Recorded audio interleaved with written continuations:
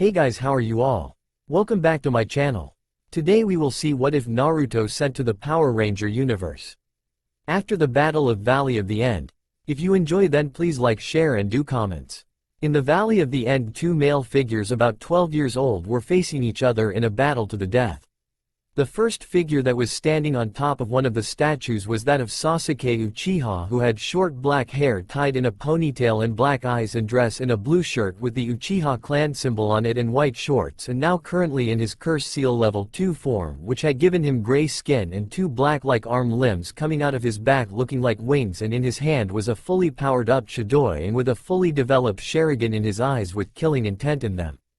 Sasuke looked down at the figure on the water below him, which was that of his teammate Naruto Uzumaki, who had blonde hair, spike up and blue eyes and dress in an orange jumpsuit, who was now on all fours with a red aura in a shape of one-tailed fox like the demon Kyuubi that was sealed within him since birth, was now currently looking up at Sasuke with his ultimate jutsu, the Rasengan, glowing in his right hand as he looked up at his former teammate. Sasuke, it's not too late to back off. We can stop this pointless fight right now and head back to the village and have Grandma Tsunade look at your curse mark, as I am sure she can do something about it," said Naruto as he looked at Sasuke with tears in his eyes. "You mean go back with you to that village of weaklings who will only hold me back from getting the power I need to kill my brother and avenge my clan? I think not, Dobi, as thanks to the power of my curse mark one have the power right now to start getting stronger. And once I kill you and attain the Meginkyo Sharingan, then I will be one step closer to my dream of killing my brother once and for all," said Sasuke as he looked at Naruto with the evil glint in his eyes. "So that's the way it's going to be then, Sasuke. I guess you leave me no choice but to fight you. But I will take you back to the village by force, even I have to break every bone in your body. As I promised Sakura-chan that I would bring you back no matter what, and I always keep my promises to the people I care about. So I hope you're ready, Sasuke, as I am going to throw everything I have into this Rasengan to bring you back to the village," said Naruto as he got into a fighting stance. "Well, if that the case, Dobi, then I will put everything into this Chidori, as I am going to kill you and break our bond once and for all. I hope you're ready, Naruto, as I want to know which of our jutsu is more powerful, my Chidori or your Rasengan," said Sasuke with an evil laugh as he got into a fighting stance with his Chidori pointed at Naruto. With that, Sasuke and Naruto each other head on each with the intent to end the fight with their jutsu. Naruto quickly tried to hit Sasuke in the chest with his Rasengan, only to watch Sasuke to avoid his attack by rolling out of the way and delivering a kick to Naruto's chest, sending him flying across the surface of the water hard a couple of feet. Naruto quickly got back to his feet and saw Sasuke coming at him at full speed with the Chidori in his right hand, ready to deliver the killing blow to Naruto and finish the fight once and for all. Naruto, seeing that there was no way to get out of the path of Sasuke's attack, quickly ran towards Sasuke with the intent to block Sasuke's Chidori with his Rasengan, hoping to cancel Sasuke's jutsu with it. As Sasuke and Naruto came nearer towards one another, they threw everything they had into their attacks, hoping to end the fight once and for all as their attacks contacted with one another. As soon as the two jutsu contacted with each other, the area around Sasuke and Naruto filled with a white light that covered the two of them as Sasuke shoved the Chidori through Naruto's right shoulder. All of a sudden, from out of nowhere, a huge gust of wind came and hit Sasuke's body real hard in the chest, sending the poor Uchiha flying away from Naruto as Sasuke saw a black hole open up behind Naruto and suck Naruto right into it before Sasuke was blinded by the white light as he hit the surface of the water real hard on his back. When the light finally faded away from the area, Sasuke got to his feet and saw no sign of Naruto anywhere except for Naruto's blood on his right hand. What the hell just happened? Was I imagining things, or did I just see that Dobi get sucked up into that strange black hole I saw appear behind him? I couldn't have imaged that, as there no sign of Naruto anywhere, not even his chakra. But if Naruto did get sucked up into that black hole like I saw he did, then where did it come from, as I never seen nothing like it before in my life?" said Sasuke, confused. All of a sudden, Sasuke felt a very familiar chakra heading towards him at a very fast speed. "Looks like Kakashi heading towards here real fast from the way his chakra is moving. I better get out of here and to Orochimaru before Kakashi gets here, as I don't want him to ask me any questions right now about what just happened here and where Naruto is. Well, wherever you are now, Dobi, you should feel very lucky, as it looks like today wasn't your day to die. But I promise myself this: if I ever see you again, that I will finish what I started today, as I will get the Meginkyo Sharingan and kill my brother once and for all. That is a promise that I attained to keep. Thought Sasuke, angry. With that, Sasuke quickly left the area and headed towards Orochimaru, as he thought where the black hole had taken Naruto to. Silver Hills, year 1992. Inside of black limousine heading down the streets of Silver Hills. The owner of Biolabs, Mr. Collins, who was 35-year-old man with gray hair and couple of wrinkles on his face and dress in a gray business suit, was on his home from a meeting with his board of directors about some new technology that Biolabs scientists were working on that, when completed, would earn the company more money for them. You know what I hate most about board meeting, Phillips? Is that I have to deal with those fools that I called my board of directors. If it wasn't for the work I needed them for, then I would have fired all of them many years ago for all the worthless work that they do," said Mr. Collins as he looked at his driver Phillips. "Yes, I know what you mean, sir. They're nothing but a bunch of fools. But at least they're doing their job with you there to help them," said Phillips as he looked at Mr. Collins through mirror in the driver's seat. "Yes, you are correct on that one, Phillips, as without me Biolabs wouldn't be what it is today. Which what I am happy for," said Mr. Collins with a smile on his face. With that, Mr. Collins looked out his window to look out at the city park. When suddenly there was bright flash of light that came from the bushes of the city park up ahead that made Mr. Collins and Phillips covered their eyes as Phillips stopped the car to avoid a crash. "Mr. Collins, what in blazes was that bright flash of light that we just saw? As I swear I never seen anything like it before in my life," asked Phillips, confused. "Well, that makes two of us, Phillips.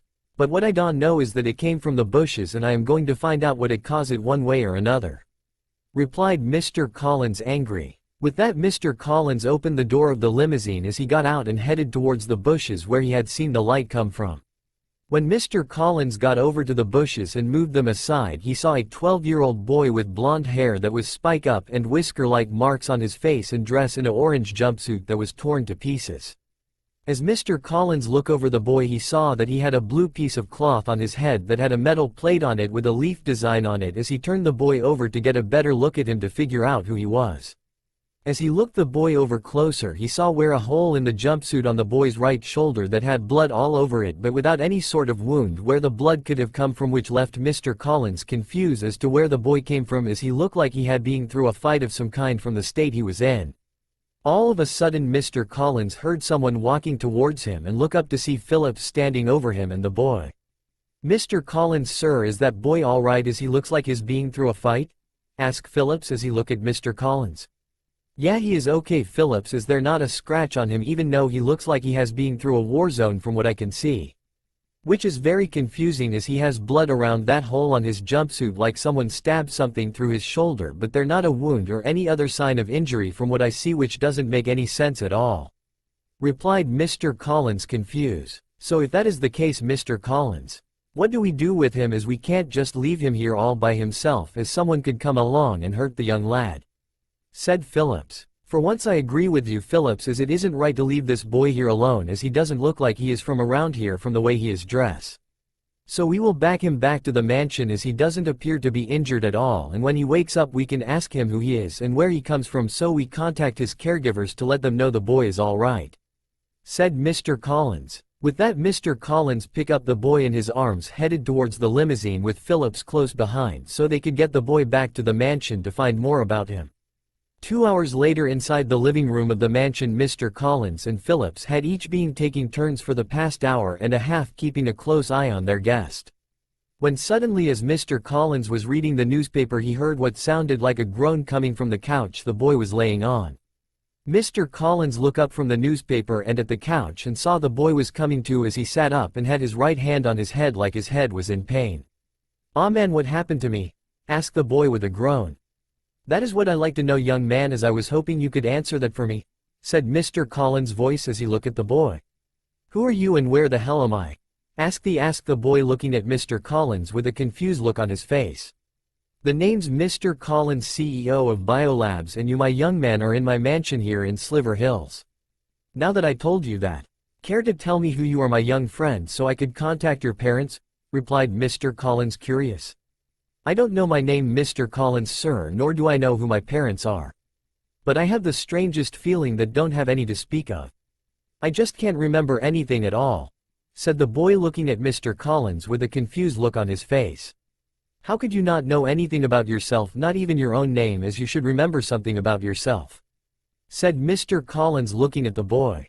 "Well, if you ask me, sir, I say that this young fella has a case of total amnesia, especially considering the fact the way we found him. As he looked like he's being through hell and back with the state his cloths are in," said Phillips as he entered the room. "Who are you?" asked the boy looking at Phillips with an annoyed look on his face. "The name's Phillips, young sir, and I am Mr. Collins' bolter and friend. And I know for the fact that you have amnesia, as you can't even remember anything about yourself, which is not confusing since from the state we found you in, you were in some kind of fight and escape unharmed somehow, as you don't even have a scratch on you, even though your cloths are in rags," replied Phillips as he looked at the boy. "I have to agree with Phillips, as he has some medical knowledge and I trust him more than anything. But the fact remains, young man, that you have amnesia, and from the way it looks it would be bad case of it, as you can't remember anything about yourself, not even your own name. But I know one thing is most likely you probably don't have any parents from the way you speak on the subject. Which is of course which means that you have no place to go.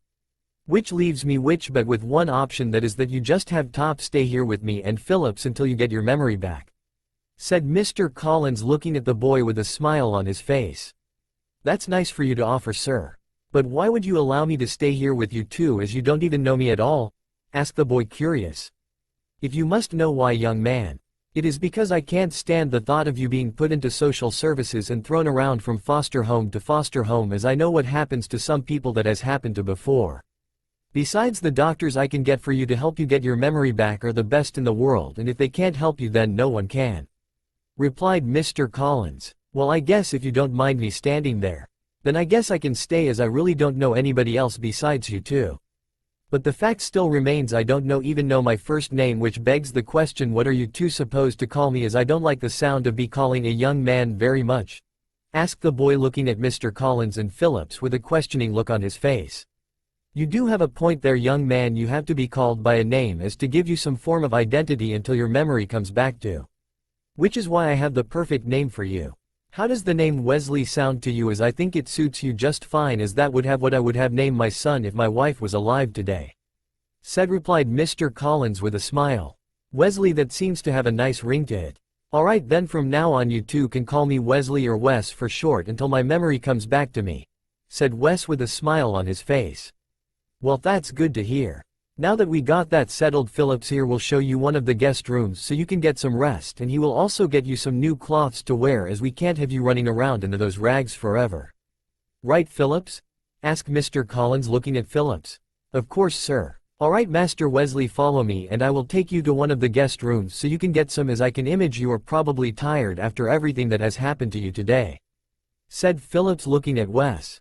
With that, Wes followed Phillips out of the living room to go to the room where he would be staying in. After walking through the mansion for about 5 minutes, which to Wes seemed to be built like a maze, he and Phillips finally came to a stop in front of a wood door with a gold doorknob on it. "Now this room here, Master Wesley, will be yours for the time you are staying here. I hope you like it, as it will be yours for now," said Phillips. With that, Phillips opened the door to the guest bedroom as he and Wes entered it. When Wes went into the room, he saw that the room was huge, with a king-size bed with a red satin comforter with gold trim on it and 2 red pillows as well in a gold bed frame, and another corner of the room was wooden chest with a huge mirror attached to it, and Wes also saw that the room also had a full bathroom in it, along with a red carpet on the floor of the room with a huge window looking out at the city of Silver Hills. "You got to be kidding, Phillips, this is my room. I might not know who I am, but I know for certain that I have never had a bedroom as nice as this. This looks like it was built for a king. Are you sure this is my bedroom?" asked Wes looking at Phillips with a confused look on his face. "Yes, I am very sure, Master Wesley, as this is the room that Mr. Collins decided to give you for your stay here with us. Now if there are no more questions, I will take my leave for the moment to give you time to rest. But I will be back very shortly with some fresh cloths to put on. Until then, I bid you farewell for the time being, Master Wesley, and I hope you find your living quarters to your liking," replied Phillips looking at Wes. With that, Phillips left the room and closed the door behind him, leaving Wes alone in the room. Once Phillips was gone, Wes quickly went over to the bed and lay down in it, as he felt he needed to rest after everything that had happened to him today. Man, it sure is very nice of Mr. Collins guy and that guy Phillips to give me a place to stay and to give me a new name, as I don't even have a clue as to who I really am. Something tells me that I am going to be here for a long time. I just hope those doctors of Mr. Collins told me about can help me get my memory back, as I would like to know who I am really am, even if it's just my real name. But enough of that for now. I should get some rest, as I feel that I need it for whatever my future holds for me, as I have the feeling it's going to be very important. Thought Wes, looking out the window of the room. With that, Wes laid his down on the pillow behind and closed his shut, and wondering what the future had in store for him. 9 years later. Inside of the Collins mansion, an alarm clock was going inside of a bedroom next to a bed. All of a sudden a hand hit the snooze button, shutting it off. Once that was done, 21-year-old Wesley Collins sat up in his bed and let out a big yawn. Man, why today of all days does my stupid alarm clock have to wake me out of a peaceful night's sleep? I swear sometimes that alarm clock of mine just goes off to make my life a living hell. Well, I better get up and get dressed, as I do have to go to work today, and I for one don't want to make Eric to show up and start talking to me about how I shouldn't overslept sometimes, as I am leader of the Silver Guardians now, and me and Eric have to set a good example for the rest of the Silver Guardians. I mean, it's still kinda hard to believe that me and Eric are best friends again after all these years, as I can remember he used to hate my guts ever since he came to Silver Hills and became the Quantum Ranger.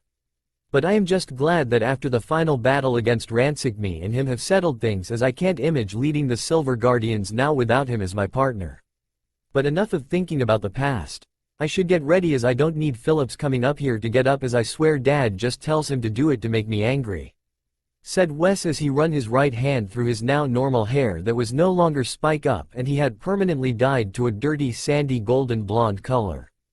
With that, Wes got out of his bed, went over to his dresser and put on his Silver Guardian's uniform along with his chronomorpher that he strapped to his left wrist, as he then put his blaster into the holder on his right hip. Once that was done, Wes then looked in the mirror on top of his dresser as he looked at his face that no longer had the whisker-like marks on it thanks to the plastic surgery that was done to make him normal looking, and now he looked very different from what he was before Dad had adopted him 9 years ago. As Wes got ready to leave, his eyes fell upon the burnt time force badge the Pink Ranger Jen had given to him before she and the other Ranger had gone back to the future, that was laying next to a picture of him and the other Rangers that had been taken on his 20th birthday that they had celebrated in the old clock tower before it had been destroyed by Rancic's forces. Man, I can't believe I still have Jen's Time Force badge on the same place that I put it after she and the others went back to the future the first time. I can still remember that day as if it was yesterday, as that was the day Jen told me she thought of me as the brother she never had before she and the others came into my life and turned me into a Power Ranger. I just wish she and the others didn't have to go back to the future again, as it was hard enough the first time to say goodbye to them, as they were like a family to me back then. I just wish there was a way for them to have stayed here in the present, as I can't imagine my life without all of them within it. As if it wasn't for them I wouldn't be the person I am now, and of course without Alex saving my dad. I would never have made amends with him for who he used to be before everything with Time Force happened. Thought Wes as he wiped a tear that was rolling down one of his cheeks as he thought back to that day as he held Jen's badge in his right hand. With that, Wes put the Jen's badge in his right pocket along with the picture of him and the other Rangers. Wes then reached under his shirt and brought out a sliver chain with a strange green crystal that he had ever since he was found by his father and Phillips all those years ago. It's kinda hard to believe that I am still holding on to this necklace, as it's the only thing that is tied to lost memories. I just wish I could remember where it came from, as I have the feeling that it is very important to me for some strange reason, like someone who was important to me gave it to me as a good luck charm.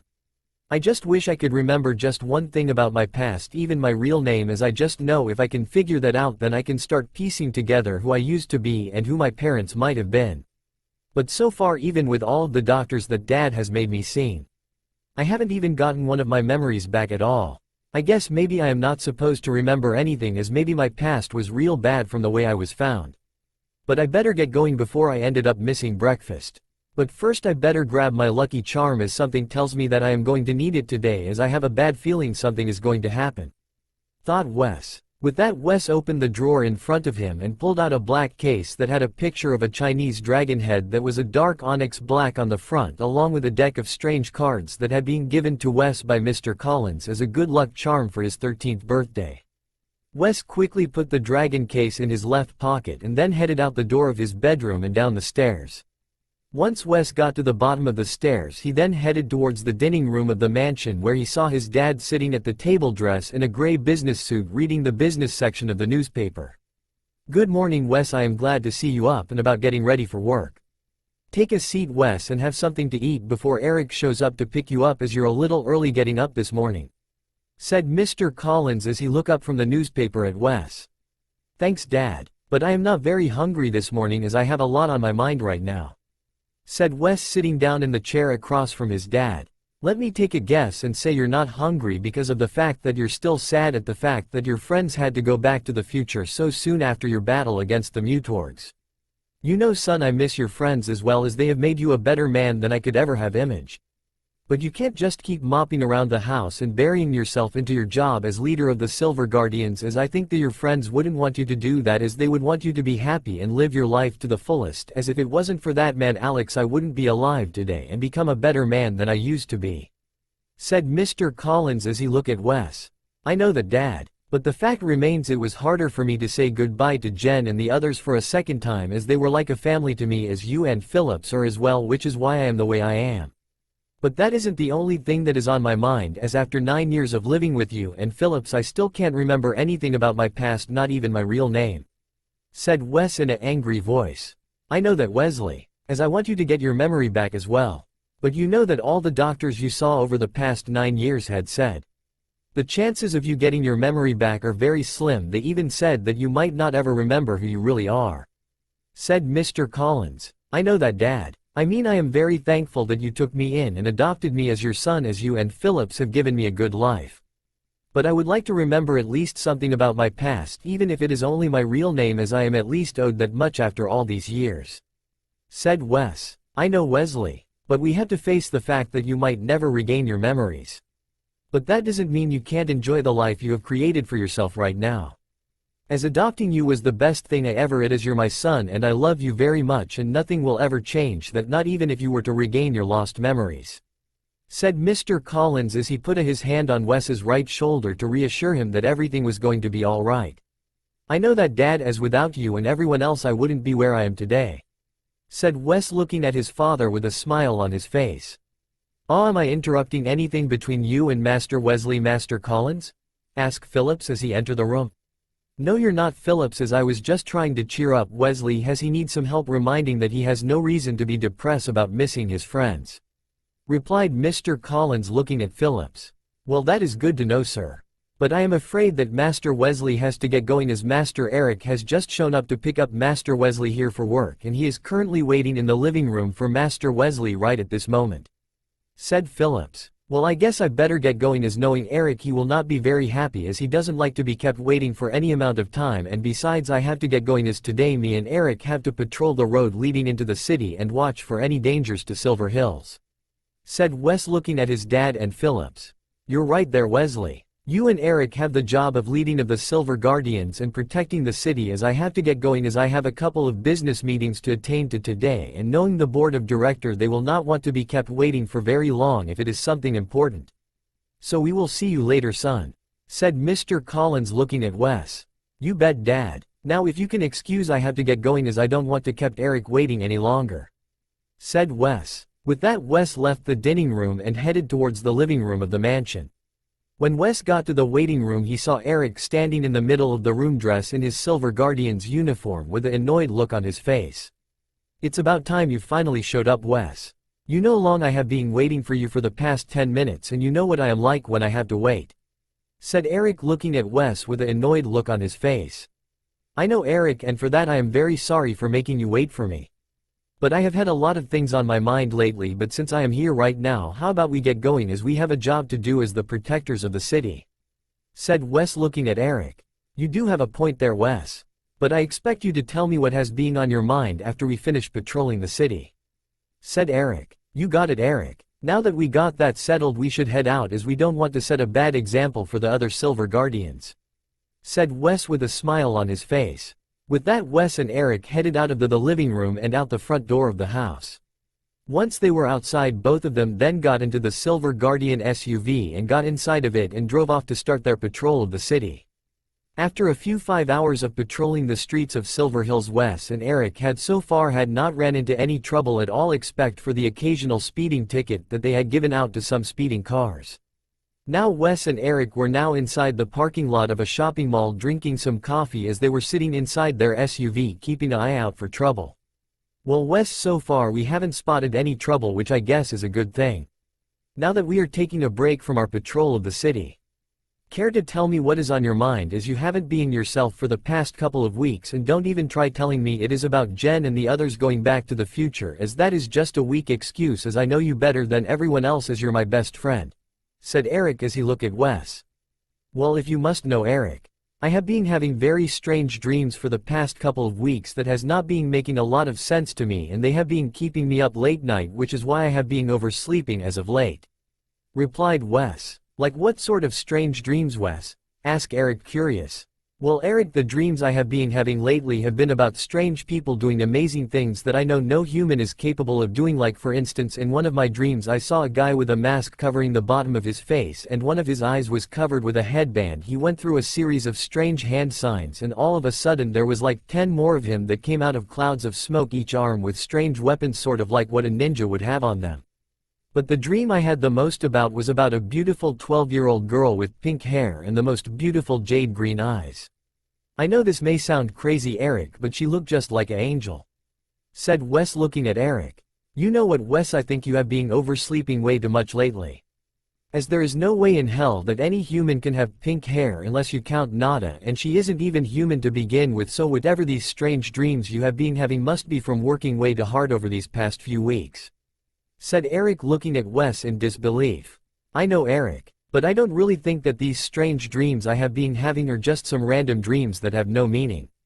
Call me crazy, but the way they feel to me is more like fragments of some old memories from my forgotten past that somehow are beginning to resurface, and they hold some meaning as to who I really am. But I just wish I could understand them, as it would help me sleep a lot better at night. But you might be right, Eric, maybe the dreams I have been are just dreams and nothing more, and I should let it go and pay attention to the job of protecting the city from danger," said Wes, looking at Eric. With that, Wes and Eric went back to drinking their coffee. When all of a sudden the radio inside of their SUV filling the vehicle with static as a voice came out of it. "Attention all available police and Silver Guardians. There is a report of a strange monster attacking City Hall.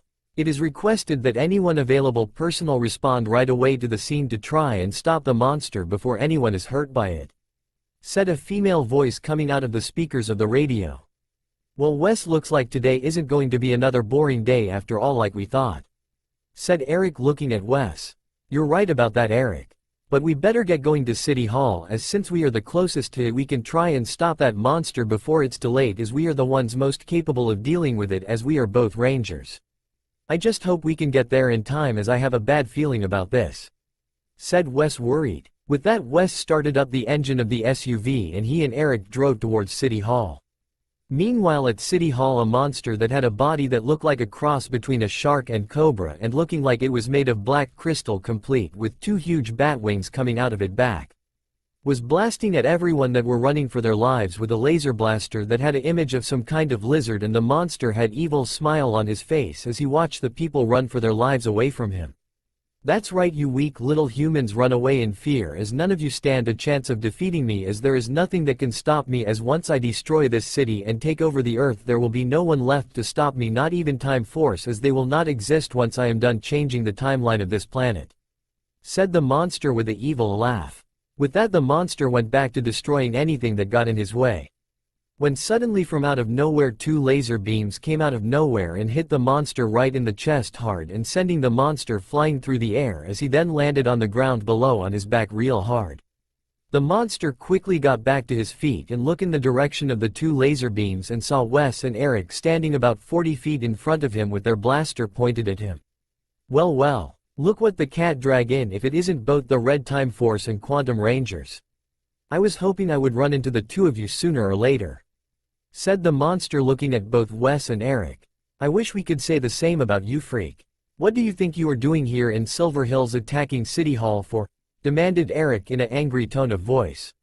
"If you must know, Ranger, The reason I decided to attack your precious city hall is to draw the two of you out into the open so I could destroy both of you, as once I do then I can take over the rest of the earth and change the course of history to make sure Time Force is ever created, as that is the main reason I came back to this point in time, as without the two of you alive there will be nothing no one can do about me taking over the earth for me to rule.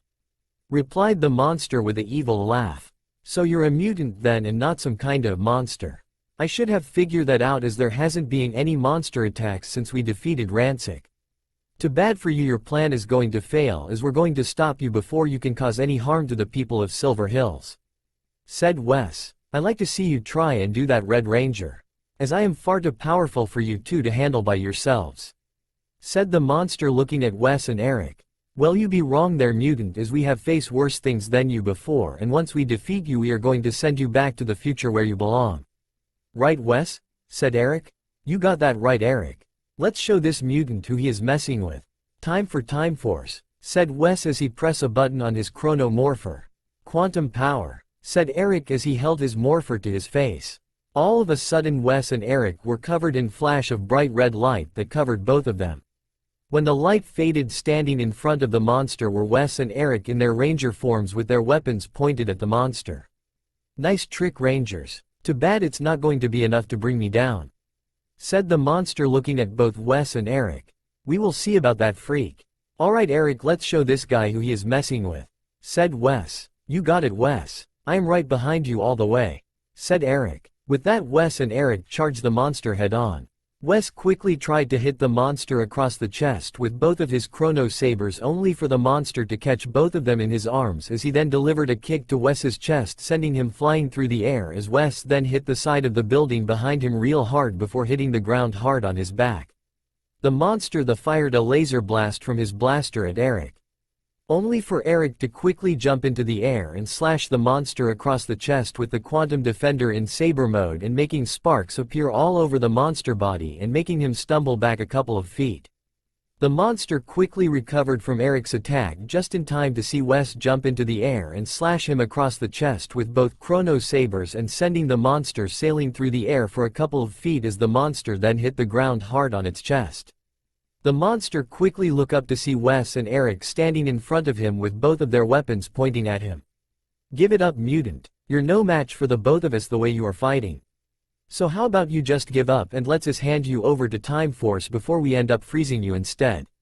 Said Eric, looking at the monster. I don't think so, Rangers, as you're both about to go on a little trip. Said the monster with an evil laugh. With that, the monster quickly raised his blaster to both Wes and Eric and fired a huge ball of black energy from it at the two of them. Wes and Eric quickly rolled out of the way as Eric quickly converted the Quantum Defender to blaster mode and fired a laser blast from it at the monster, and destroying the monster's blaster in its right hand.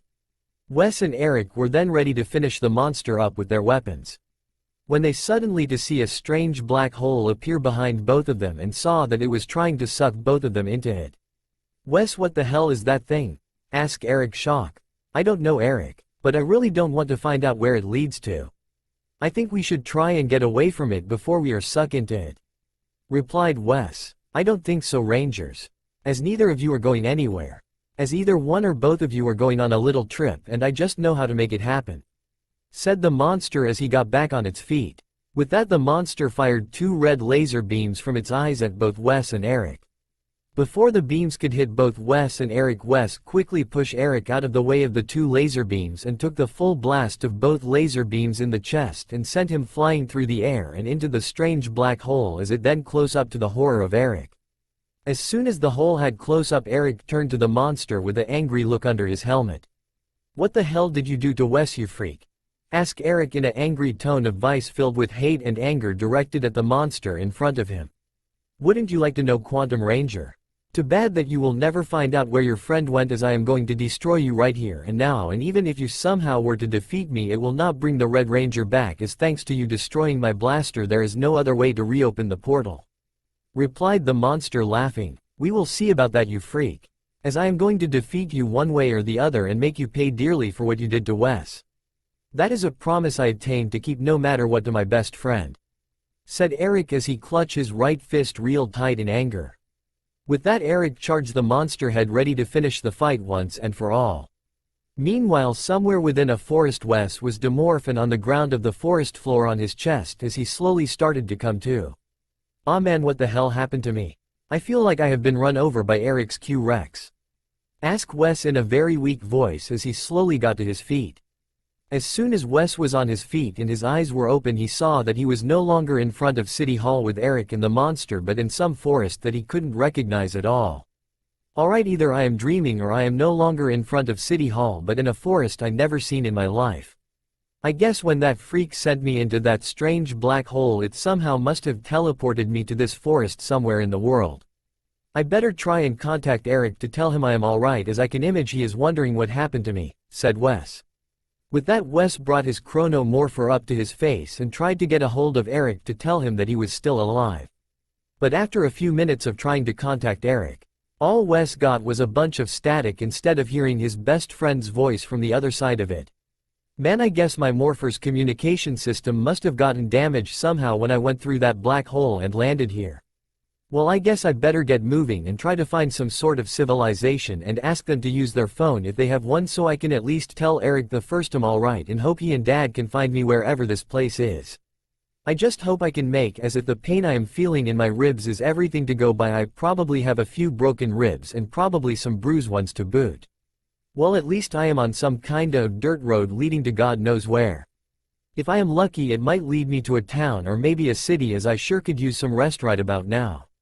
I just hope that I don't run into any kind of trouble, as I don't think I can handle them without morphine, and the is something I should definitely do as a last resort. I just hope Eric made out with fighting the mutant okay, as that thing was tough looking, but again, so is Eric," said Wes as he held the right side of his chest as it was in a lot of pain. With that, Wes started to walk down the dirt road at a slow pace, heading straight ahead, as he figured the road had to lead to some kind of civilization sooner or later. After walking down dirt road for what Wes assumed was about an hour or an hour and a half, he had failed yet to see anything but row upon row of trees and nothing more.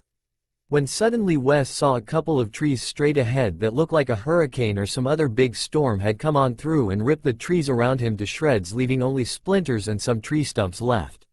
"Man, what the hell happened here? This place looks like a war zone, or at the very least like a hurricane came on through and reduced these trees to shreds. But that has to be impossible, as I can tell by the way this forest looks that it is too far inland for a hurricane to have come up and hit the area, as some of these trees are still intact, and I can also rule out that there was some kind of battle fought here, as there is no blood or bodies around, not even burnt marks. If I had to take wild guess, I say this damage was caused by a person doing some sort of intense training, which would mean they must be very strong, at least as strong as Katie is, in order to make this kind of damage. I just hope I don't run into them, as I don't think I would survive an encounter with them, as the only way I would be able to would be for me to morph into my red battle warrior armor, and that is something I can't afford to do, as I am no condition to fight in that mode anytime soon. I better keep going and hope that I don't run into the person who caused this damage," thought Wes, worried. With that, Wes continued walking down the dirt road he was on, being careful to keep one of his eyes open for any sign of danger. After 5 more minutes of walking down the road, Wes decided to take a break from walking and walk over towards a tree on the right side of the road to rest for a little bit to regain some strength to what he would image would be a very long walk before he would at least meet one person walking down the same dirt road as he was right now, as so far he hadn't seen anyone so far walking down it, which gave him a very bad feeling as he sat down under the tree to catch his breath. All of a sudden, as Wes was trying his hardest to relax, he heard what sounded like a battle going on somewhere not too far away from where he, which made Wes quickly get to his feet. "What the hell was that? I didn't know any better. I say that noise I just heard sounded just like a group of people fighting, and judging by the sound of it, I say it's not there, not too far away from where I am right now, and one of those people definitely sounded like a young woman. I should get out of here right now before I am discovered, as whoever is fighting, I shouldn't get involved, as it's none of my business. But if I am right about the way that woman was yelling, she is probably in big trouble, and I know I would never live with myself if I don't at least try and help her, as she could be in danger, and that alone is something I can't let happen, as she could need help. Which means I better get going before it's too late for her, as from the way she sounded she probably doesn't have much time left. I just hope I can make it in time to help out," thought Wes, worried. With that, Wes quickly ran in the direction of where he heard the sounds coming from, hoping he wasn't too late to help out the young woman that he had heard. After running for a full 15 minutes through the forest and ignoring the pain that his body was in, Wes finally came out of the forest and into a small clearing in the forest as quickly stop in some bushes as look at what looked like the area before him had turned into some sort of war zone as there was some fallen down tree branches that littered the small clear and Wes saw what looked like a small trail of blood that looked like it came from an injured person. Wes quickly heard what sounded like a group of about 3 men talking not far from where he stood. Wes quickly looked in the directions of the voices and saw a group of about 3 men who ranged from anywhere from their mid-30s to their early 40s and were dressed from head to legs in strange silver armor that Wes never saw before in his life, with blue open-toe sandals where there was no armor, and on each of their foreheads they wore a blue cloth headband with a metal plate with what looked like 4 small dots on them with a huge slash going through the metal. Wes looked at one of the armor man and saw that he was holding what appeared to be a long katana-type sword at a young woman who was on the ground on her knees, who was about the same age as Wes was, with long pink hair with a red piece of cloth in it that came down to her waist and jade green eyes, and dress in a red sleeveless shirt, pink elbow guards on her arms, black gloves on her hands with black shorts underneath a pink apron-like shirt over the shorts, and black boots that ended up in the same open-toed design like the man's sandals, and was holding a strange knife in her right glove hand as if she was ready to defend herself from attack. Wes then noticed that the woman appeared to be injured as he saw what looked like a small gash with had some blood coming out it on the right side of her red shirt that appeared to have been made by the man holding the sword had some blood on the tip of it that was pointed at her. Man, look like that woman isn't going to last much longer if I don't do something real quick, even though it looks like she gave one of those armor guys a good beating as they have dents all over their armor, not to mention it looks like she managed to injure them a little bit with that strange knife in her right hand, as I can see a couple of cuts on one of the man. I better help her right now, as who knows how long she can survive on her own. I just hope I can at least scare those 3 guys off with my blaster, as I don't want to morph unless I have to. I just hope I am doing the right thing by helping her out, as I don't even know if she is on my side, but that is a chance I just have to take. Thought Wes, worried. With that, Wes took his blaster out of its holder and pointed it at the guy with the sword as he prepared to fire a laser blast from it. Meanwhile, 21-year-old Sakura Haruno couldn't believe what had happened to her. She had come out here to do some training to try and get her mind off of missing Sasuke and Naruto, who had been gone for 9 years so far. At first everything was going fine for her as she was trying to work on some jutsu that Lady Tsunade had taught her, hoping it would take her minds off things. When all of a sudden a group of about 3 nuke snow ninja had appeared out of nowhere to attack her just when she had managed to use up about half of her chakra reserves while training, when she was forced to defend herself against the 3 snow ninja who each had a full reserve of chakra. She had managed to hold them off for a while, even injuring them a little bit with her jutsu and kuni. Until the leader of the snow ninja had used his katana infused with some of his chakra to slash her across the right side of her chest as she was busy holding off one of the other snow ninja, which had resulted in her getting injured and losing some of her blood. Now she was on her knees with the leader pointing his katana at her, saying he was going to kill her right after him and his friends were finished having some fun with her. Man, I can't believe I let myself be caught off guard by these snow ninja while I was training. I thought I was better than that.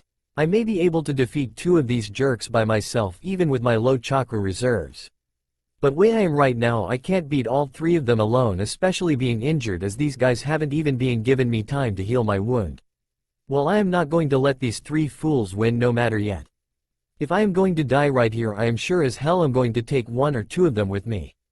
I just hope I can hold off and hope that some of the ninja from the village get here in time before anything bad happens. Thought Sakura, angry as she looked at the 3 ninja in front of her.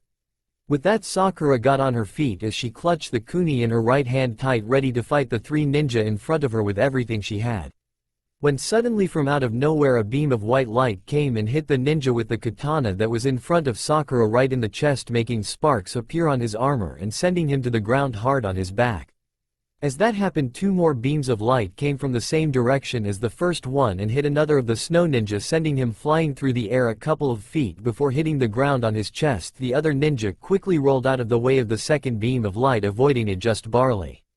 Sakura quickly looked in the directions of where the 3 beams of light came from, as saw a young man about the same age as her with short sandy golden blonde hair and blue eyes and dressed in some very strange cloths that she had never seen before, and holding what appeared to be some sort of weapon in his right hand that was pointed at the 3 snow ninja. "Are you alright, miss?" asked Wes as he approached Sakura.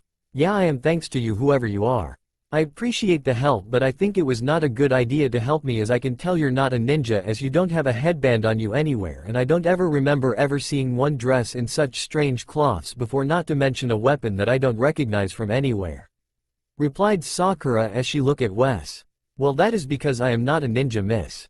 I happen to be leader of the Sliver Guardians back home, and I could ask you the same thing about the cloths you're wearing, as I never seen them or the armor that those three guys wore ever in my life. You should be grateful that I decided to help, as if it wasn't for me you'd probably be dead by now," said Wes, looking at Sakura a little angry. "Well, it looks like the little leaf Kunoichi and her savior are having a little argument. I guess we just have to do something about that," said a voice. Wes and Sakura quickly looked in the direction of the voice and saw the three snow ninjas standing about 100 feet in front of them with angry looks on their faces directed at both Sakura and Wes. "You got to be kidding me, there's no way you guys could have recovered so quickly from being hit by my blaster at the setting I had it on," said Wes as he looked at the three ninja, shock. "So that's what you call that strange weapon of yours? Well, too bad for you, our chakra armor can withstand almost any weapon, even yours. But I must say that blaster that you called did a lot damage to our armor for such a small weapon. I guess after we kill the two of you we will take it and examine it to see what makes it work, as I can image that with it in our hands we can bring down any ninja that we come across," said one of the ninja with a laugh. "That's not going to happen, as you three are going to go down right now, as I want some payback for ruining my training, and that is something I am going to enjoy, beating all three of you into the dirt," said Sakura, cracking both of her fists.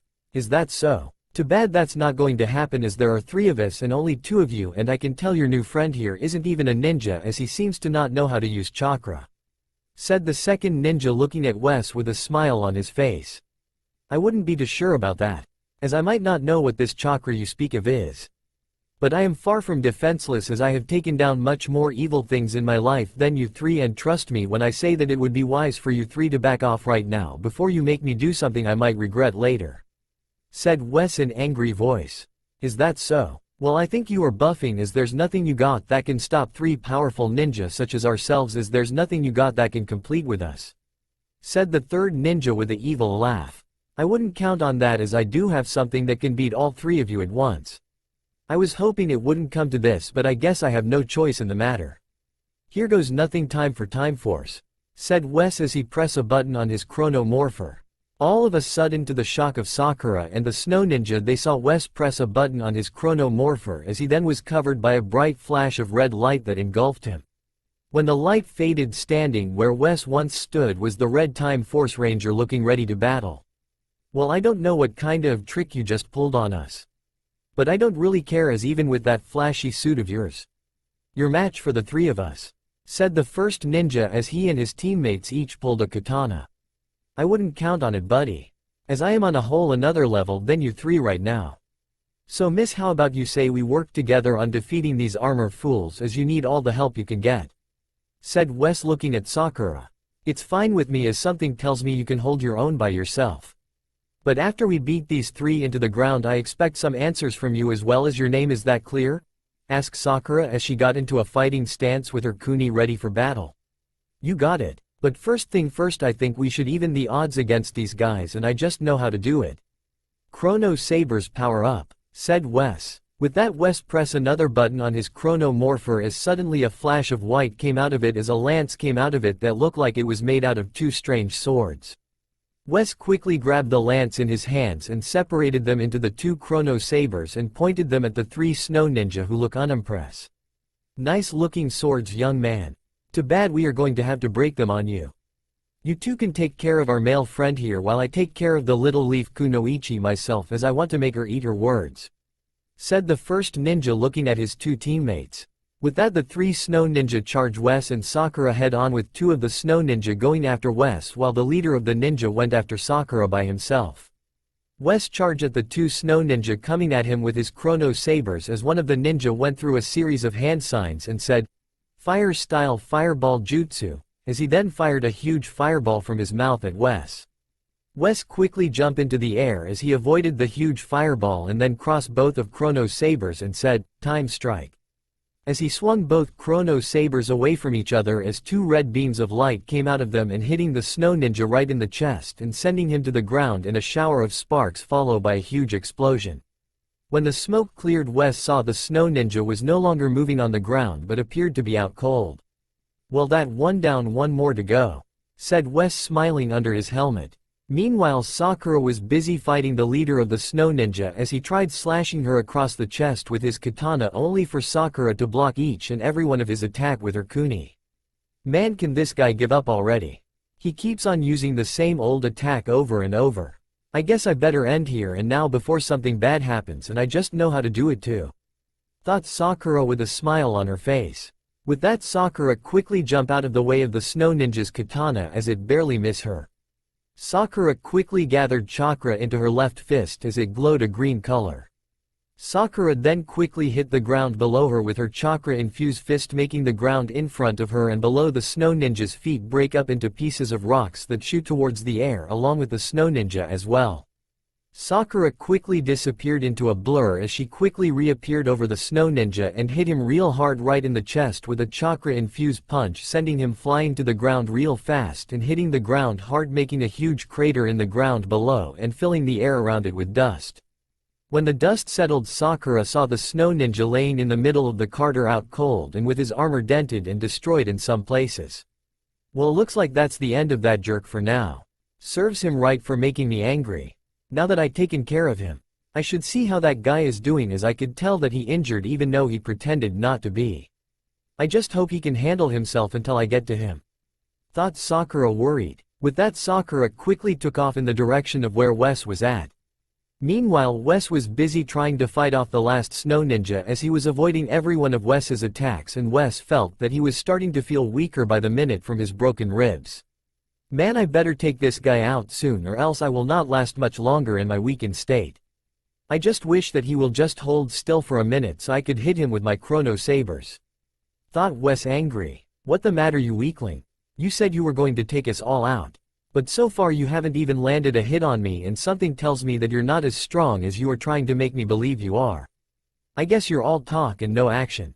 Maybe I should take you out once and for all and be done with you, said the ninja with an evil laugh. I wouldn't be laughing if I were you, buddy, as I am going to take you out one way or another, as you're going to pay for attacking that young woman. I was hoping it wouldn't come to this, but you leave me no other choice as I have to end our little battle once and for all. I just hope you are ready to be beaten into the ground. Red Battle Warrior, said Wes in an angry voice. All of a sudden, Wes was engulfed by a huge red flame followed by a bright flash of red light. When the light faded, standing in front of the snow ninja was Wes, covered head to toe in his red battle warrior armor with a huge gold saber in his right hand, looking ready to battle. Nice armor, buddy. Too bad for you that it will make you slower than before, said the ninja, looking at Wes. I don't think so, because I am going to defeat you here and now, as I can't afford any more time in fighting you. So I hope you are prepared to lose. Red Battle Warrior Saber Ignite, said Wes. All of a sudden, to the surprise of the snow ninja, flames appeared on Wes's gold saber as he suddenly swung it ground in a huge circle, creating a ring of fire, as Wes then slashed the saber down to the ground and released a red beam of light from it that headed towards the snow ninja at a fast speed, hitting him in the chest and sending him to the ground in a shower of sparks and flames. When the smoke cleared, Wes saw that the snow ninja was now on the ground on his back, out cold. Finally, I took that guy out for good, and not a minute too soon, as I don't know how much longer I could have lasted. Now to demorph, said Wes. With that, Wes said, power down, and demorph out of his ranger form. As soon as Wes was demorph, he looked up to see Sakura running over to him with a concerned look on her face. Looks like you made out okay. You had me worried about you for a second, but I am glad to see you are fine. But where did you get that strange armor from, as I never seen anything like it before? Asked Sakura, looking at Wes with a confused look on her face. That would be my red battle warrior armor you saw me in. But I think it would be wise that you don't ask me about it, as it's kinda of hard to explain how I got it to you. But I am glad to see that you made it out of your fight alright. I was kinda of worried about you there for a minute, miss, considering the fact you were injured, replied Wes, looking at Sakura. Well, that was nothing, as I have faced more difficult opponents than that snow ninja before. Besides, I owe you a thanks for your help, as you had no reason to help me at all. By the way, the name's Sakura Haruno. I am a ninja from Hidden Leaf Village, said Sakura, holding out her right hand to Wes. Well, my name's Wesley's Collins, Red Time Force Ranger and leader of the Sliver Guardians of Sliver Hills. But you can call me Wes, as all my friends do," said Wes, shaking Sakura's hand. "Well, the pleasure is all mine, Wes. But care to tell me what you were doing out here all the way outside the Hidden Leaf Village, as I have never seen anyone like you around here before with such strange weapons?" asked Sakura, looking at Wes curious. "Well, if you know, Sakura, the reason I around this area is because of a fact that a mutant that me and my partner Eric were fighting created some kinda of black hole that ended up sucking me into it, and I ended up waking up this strange forest that I have never seen before, and I ended up running into you as I was walking down a dirt road trying to find some sort of town or something so I could use a phone to contact my partner Eric to tell him I am alright, until I heard what sounded like a fight, and I ended up finding you fighting for your life against those so-called snow ninja that you called. So of course I decided to help you, as it's kinda of my job to help anyone in need, not to mention I couldn't live with myself if you were to die if I refused to help out," replied Wes. "Well, I am glad you did decided to help me, Wes, as I don't know how long I could have lasted without some sort of help. But what do you mean by being attacked by a mutant? Is that some sort of monster or demon, as I never heard of something like that in my entire life?" asked Sakura as she looked at Wes with a confused look on her face. "Well, I guess that is one thing to call a mutant. But a demon it isn't. I could try to explain it you the best I can, but it would only be a waste of time, as you probably wouldn't have no idea what I am trying to tell. But right now I am more concerned about getting a hold of Eric and tell him and my dad that I am alright, and tell them where I am at so they can come get me, as you see my dad is the CEO of a company called Bio Labs back in my home, and I would like to get back there as soon as I can," replied Wes with a worried tone.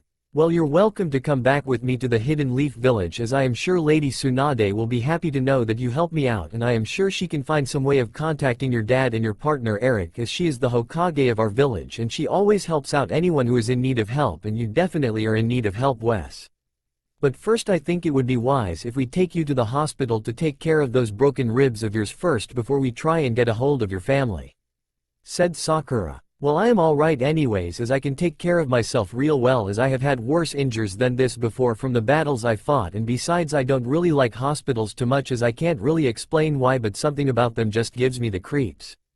Besides, how the hell do you know about my injuries, as I never told you about them?" asked Wes, shocked.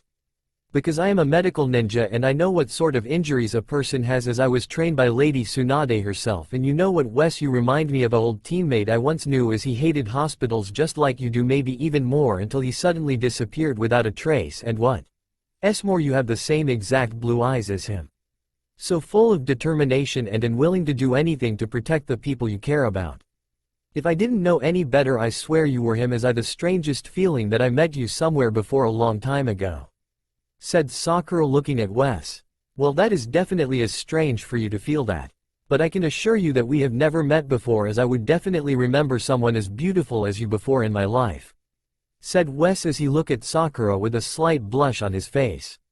"You're probably right, Wes. Besides, I think we should be on our way back to the Hidden Leaf Village, as it's going to be getting dark soon, and if I know Lady Tsunade, she is probably worry sick about me, as I normally not out this long unless I happen to be on a mission, and it would be wise if I got you inside the village, as you're in no condition to fight with your injuries even with the power you possess," said Sakura. "I agree with you there, Sakura.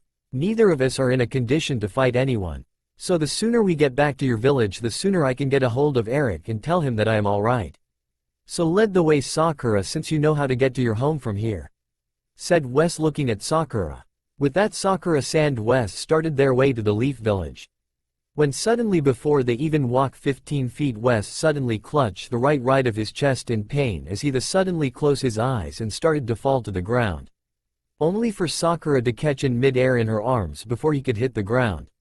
Sakura then quickly laid Wes, who was now out cold on the ground, on his back, as she quickly checked his vitals to see who he was not more injured as she first thought. As Sakura checked Wes for any other injuries, she noticed Wes's necklace around his neck, that very familiar to her, and decided to get a closer look at it to make sure she was not imaging things, as picked the green crystal in her hands. As soon as Sakura picked the necklace up in her hands to examine it closer, she suddenly felt a very familiar chakra coming from Wes's unconscious body that she had somehow failed to notice during the fight against the snow ninja. What in the hell is this guy Wes doing with the necklace Lady Tsunade gave to Naruto, and why the hell is he giving off a chakra identical to Naruto's? Could this Wes be Naruto somehow? But if he is, how did he end up looking like the way he is now, and why didn't he use his chakra to defend himself in the fight against those snow ninja, not to mention how come he didn't seem to know me at all? Well, I guess I will find out when I take him back to the village and have the hospital staff take some of Wes's blood and run a DNA test against Naruto's blood to see if this guy is really Naruto. But first thing is first. I should take Wes's blaster and that strange wrist device on his left wrist and give them both to Shizune and have her analyze both of them, as they could tell me how Wes made that strange suit of his and armor appear out of thin air without using any chakra, as I never seen anything like them before in my life. I just hope he can forgive me, as if he is really Naruto then it will help me and the others understand where he has been and what happened to him to make him disappear for 9 whole years. Thought Sakura as she looked down at Wes sadly. With that, Sakura quickly took Wes's blaster and unstrapped the chrono morpher off his left wrist and put both of them in her weapon pouch on her left leg for safekeeping. Once that was done, Sakura gently picked up Wes and swung over her right shoulder as she got to her feet and took off towards the Hidden Leaf village, and thinking about how she was going to explain this all Lady Tsunade when she got back to the village. Inside of the Hokage Tower, the 5th Hokage, Lady Tsunade, was sitting at her desk inside of her office looking at the results of the DNA test that Sakura has told the doctors at the hospital to run on the guy Wes that she brought in to compare his DNA to Naruto's to see if they were a perfect match, as Sakura had told Tsunade that she had the feeling that this Wes might be Naruto, as Wes had been found with Tsunade's necklace around his neck and also was giving off an identical chakra to Naruto's.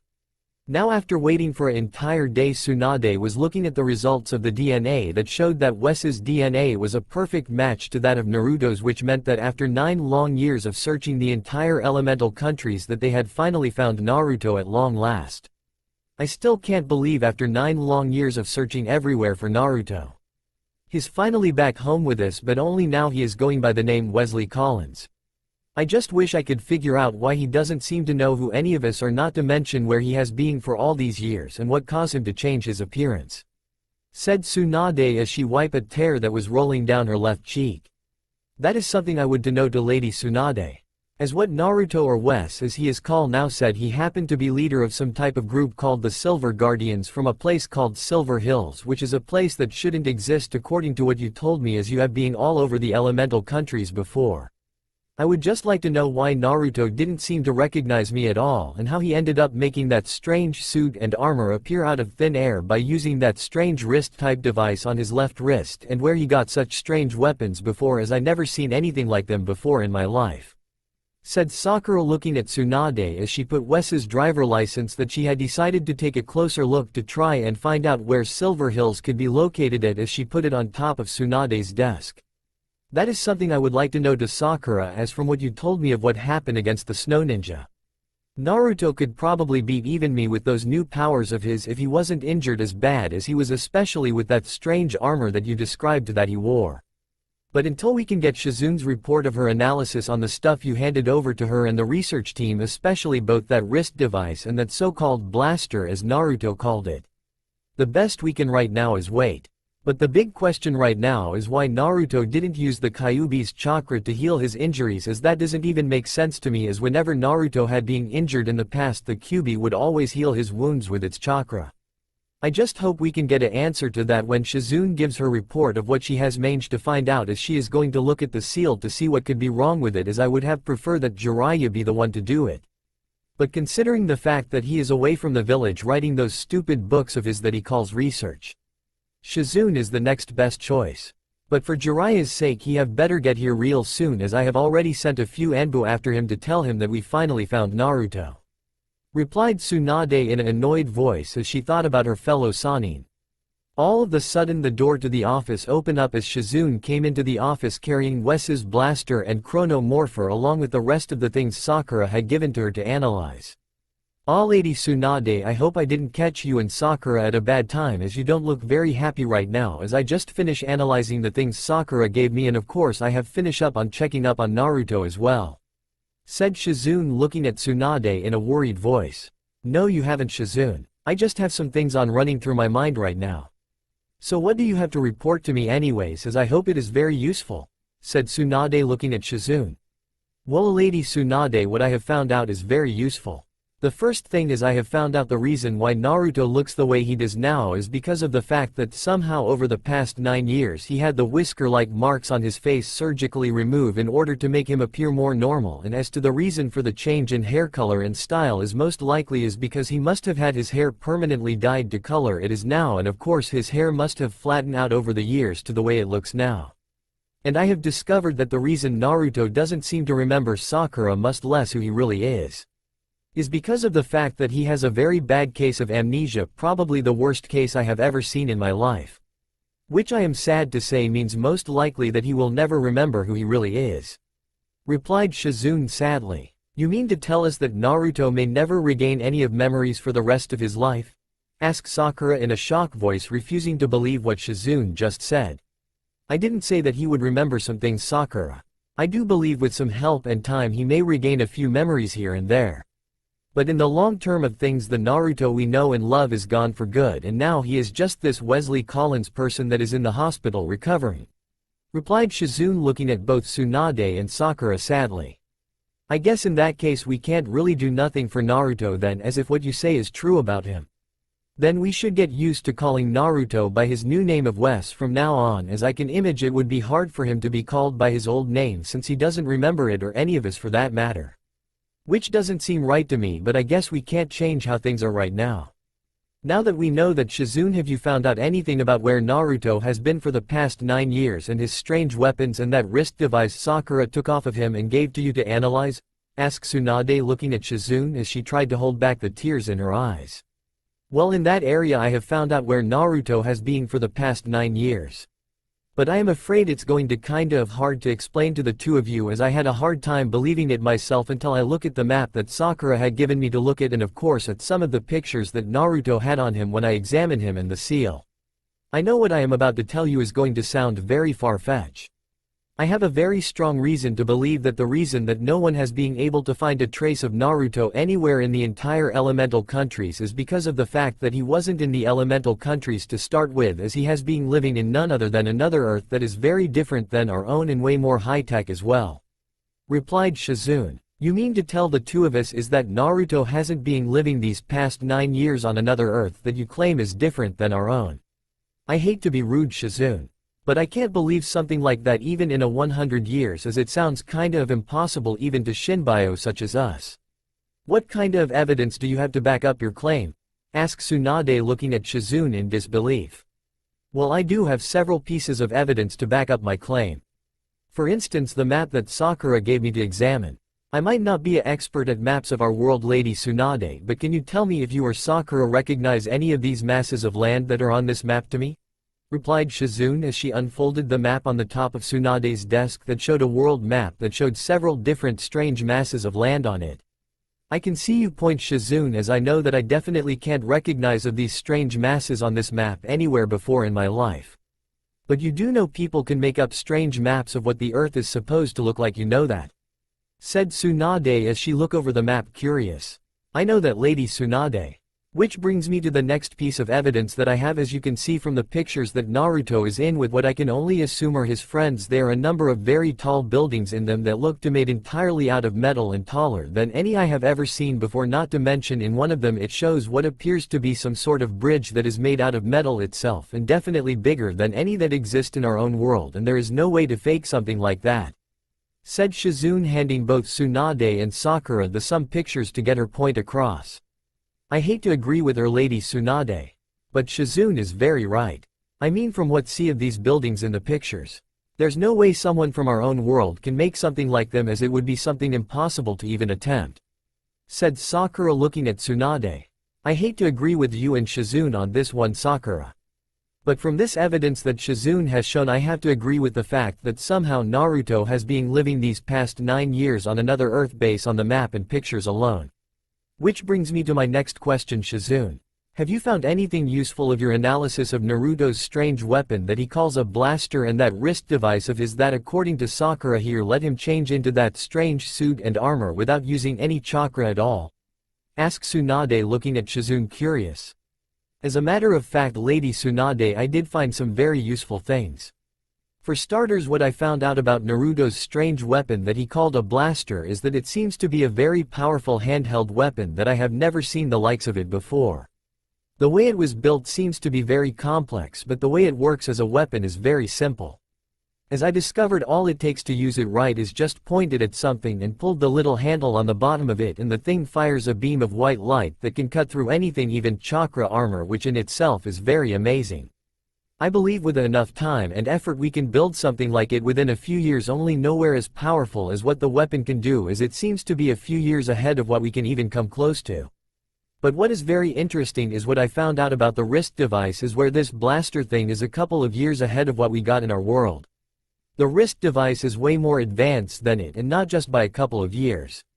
I know this may sound hard to believe, Lady Tsunade, but when I look over the wrist device very carefully, I discovered that it is at the very least 1,000 years more advanced than the blaster is, which is kind of confusing within itself, as there shouldn't be anyway something that advanced could even exist next to something like Naruto's blaster, which given a few years we could build something close to it. Replied Shizune. That is kind of strange.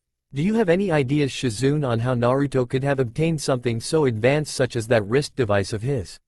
As I can imagine, once the council learns about it, they would want to strip it off Naruto and give it to someone to use as a weapon to take out one of our enemies. Asks Tsunade, looking at Shizune.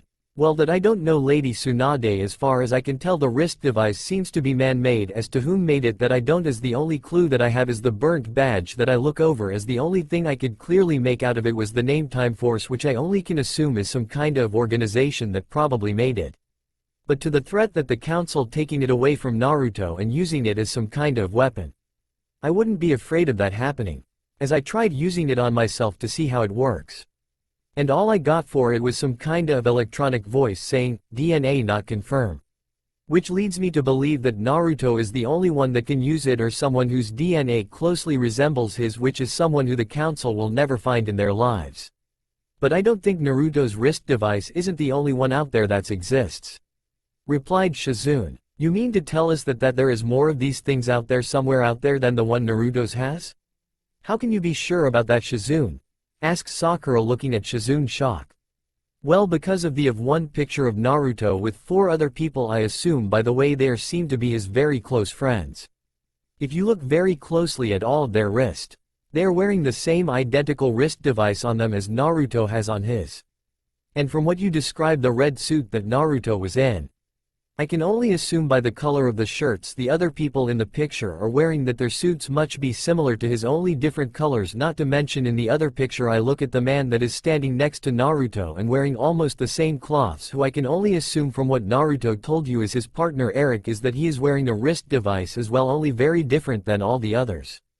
But that isn't the biggest thing I found out, as I discovered something very interesting about the seal that contains the Kyuubi within it. It seems that it's somehow within the last 9 years it has been altered from what the 4th Hokage designed it to be. Replied Shizune. What do you mean alter, Shizune? You mean to tell us that someone has temper with it in to the point it is weaker than the way it was before? Asks Tsunade, shocked.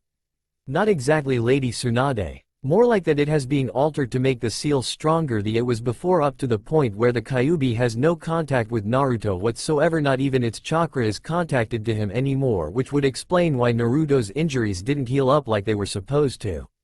I don't know who or what is responsible for altering the seal, but I have the feeling it wasn't done by a human or even something that is alive. But all I know right now is that Naruto doesn't seem to have suffered any bad side effects from what I have seen. As of right now, he is in the hospital fully healed up from his injuries thanks to the doctors, and is currently in a deep sleep, which he should wake up from any time right now. Replied Shizune. Well, that is very good news to hear, Shizune, as I know the council would give me hell if the seal containing Kyuubi was weakened in any way than what the 4th designed it to do. Now that you gave me and Sakura your report, I believe it would be wise for me and Sakura to go over to the hospital and be there when Naruto wakes up, as I can imagine he will have many questions to ask us, and it would probably be wise if we return all of his things that we took off of him, as all of it seems mean a lot to him, especially that burnt badge of his, as something tells me it means more to him than anything else, as something tells me that it was given to him by someone important if he decided to hang on to it for what I can only assume to be a few years. I just hope Naruto doesn't get angry at us for taking his stuff, as the only reason we did take it in the first place was to find out where he has been these past 9 years, and I hope he shed some light on his wrist device, as something tells me he knows what it is more than any of us know about it," said Tsunade, looking at both Sakura and Shizune. With that, Tsunade got out of her chair and her Sakura and Shizune walked out of her office and towards the village hospital, hoping Wes could answer the questions they had about him. Meanwhile, inside a hospital room of Konoha Hospital, Wes was currently laying in his hospital bed sleeping peacefully, when suddenly his face was hit by a beam of sunlight coming through the window of the room, making him wake up out of his sleep. "Man, I feel like I have being run over by a bus. What the happened to me, and where the hell am I, as this isn't the hospital in Silver Hills?" asked Wes as he rubbed his eyes as he finally started to fully wake up. With that, Wes sat up in his hospital bed as he looked around the room he was in, as he saw that one side of the room was covered up by a white curtain blocking Wes's view of the other side of the room he was now in. Wes quickly looked at the rest of the room and saw his uniform folded up neatly in a chair that was next to his bed with his boots next to it. Wes had a feeling he was missing something and looked at his left arm and saw that his chronomorpher was no longer strapped to his left wrist, as he then also noticed that the rest of his stuff was missing, as well as the only thing that he saw was his uniform and boots in the room. "Alright, what in the hell happened to my chronomorpher and my blaster, not to mention the rest of my stuff? The last thing I remember before I black out was I was talking to that woman Sakura Haruno about her leading me back to her village. I guess she must have taken my stuff off of me when I black out, including my morpher and blaster. I guess I shouldn't have trusted her at all, even if she was beautiful. I just hope that the people of her village don't figure out what my morpher is. I just hope whoever has it, they don't try to use it, as it will not work for anyone but me. But I guess that is what I get for trusting someone I just met in the first place. But at least my ribs don't feel like they are broken anymore, as something tells me that wherever this hospital is located, that they can't be evil, as they did heal my injuries. So the best I can do is wait for someone to come in and check in on me, and maybe they can answer some of me questions like where the hell in the world I am at," thought Wes, a little angry. As soon as Wes said that, he heard what sounded like the door to the room opening, followed by footsteps walking towards the white curtain. Wes then saw a shadow of a person appear in front of the curtain as it started to walk around it, heading towards him. Wes quickly looked in front of his bed and saw a 31-year-old woman with long blue hair that came down to her mid-back and black eyes, with pale white skin and dress in a long white coat with dark gray robes underneath, and Wes saw that she was busy looking down at the clipboard and some sheets of paper in her right hand. Wes, being slightly annoyed, decided to get her attention by letting out a small cough. The woman looked up from her clipboard and smiled at Wes, seeing that he was now awake. "Good, you're finally awake, Mr. Wesley Collins. We thought you were not going to wake up this early today," said the woman, looking at Wes. "Well, I am kinda of an early riser. Now can you tell me where the hell I am and what my stuff I had on me is, it as the only things I have are my cloths?" demanded Wes, looking at the woman angry. "Well, you young man happen to be in the Hidden Leaf Village Hospital located in the Land of Fire, and as for your stuff, Sakura Haruno gave it all to Shizune and the research team to analyze, as from what I heard, as does everyone else in the village, you process a kinda of power that we are not familiar with, as is the strange weapon you had on you, as from what I hear it is very different than what we are used to. But don't worry, as your stuff will be returned to you as soon as Shizune has given Lady Tsunade her report, as well as results of the DNA test that Sakura Haruno told us to run on you. For some reason I am not too sure. Now that I have answered your questions, I think it would be wise if I give you a quick once-over just to make sure you didn't have any other injuries other than the broken ribs we healed for you. Now just relax and give me a few deep breaths, as I am going to check your heart and lungs to make sure they are alright," said the woman, looking at Wes. With that, the woman took the stethoscope from around her neck and put the earpieces in her ears and placed the diaphragm on Wes' back and told him to take a couple of deep breaths, which Wes did as she moved the diaphragm across Wes's back until she told Wes to stop. The woman then put the stethoscope away and took out an ophthalmoscope and told Wes to focus on a spot on the wall as she shined the bright light into both of Wes's eyes, checking them. "You have very pretty blue eyes, Mr. Collins," said the woman, looking at Wes's blue eyes. "Thanks, I think," said Wes, unsure how to answer the woman's remark. With that, the woman put the ophthalmoscope away and took out a similar looking device and looked at Wes. "Alright, Mr. Collins, all there's left for me to do is check both your ears for any damage, then we're done," said the woman, looking at Wes. "That's fine with me, just make it quick." said Wes, looking at the woman as he tilted his head sideways, giving the woman access to his left ear. With that, the woman quickly took the device in her right hand and looked in both of Wes's ears with it. Once she was done checking both of Wes's ears with the bright light of the device. Once she was done checking of Wes's ears, she put the device away and wrote on her pad with her pen. While other than the broken ribs we treated you for, you appear to be in perfect health, Mr. Collins. Which is very lucky considering you fought against 2 missing ninja without using any chakra. Now that I know you are healthy, is there anything you to ask me before I leave? Said the woman, looking at Wes. Yeah, there is something you can do for me, miss. Can you tell me where your village is located? As I may not know much about geography, as it was my weakest subject in school. But I don't recall ever hearing of a village called the Leaf Village that was located in the Land of Fire in my entire life. Asked Wes, looking at the woman confused. I am afraid, young, and that I can't help you there, as I could show you where the Land of Fire is located on a map of the elemental countries if I had one on me. But as for the location of our village, that I am afraid I can't tell you. As we wouldn't be a hidden village of ninja if our location was on a map. Especially to our enemies, if would attack us if they found out where our village was located.